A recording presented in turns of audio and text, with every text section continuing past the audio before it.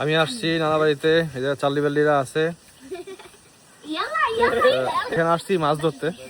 কই বড়শি কই? এই বড়শি দাও। আসার সাথে সাথে রাশেদকে বললাম, রাশেদ মাছ ধরার ব্যবস্থা করো, নাকি রাশেদ?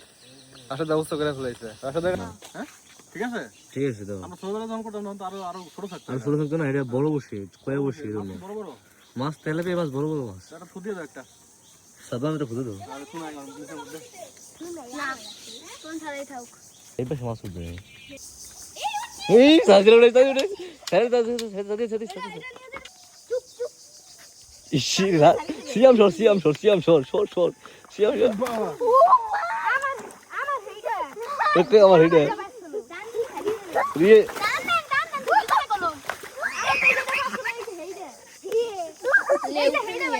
খারা খারা খারা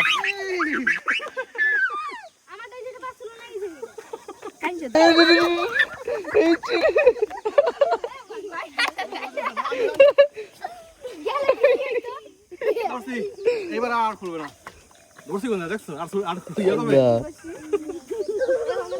বাবা রে, কি জোর! বড় রুই মাছ। এটা কি আজকে বারবিকিউ হবে? হবে হবে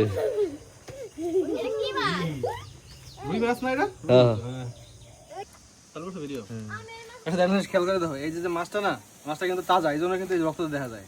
আমরা বাজারে যখন যাই তখন বাজারে যদি মাছ কিনতে যাই, সেই মাছে কিন্তু রক্ত থাকে না। এই জন্য এই অবস্থা।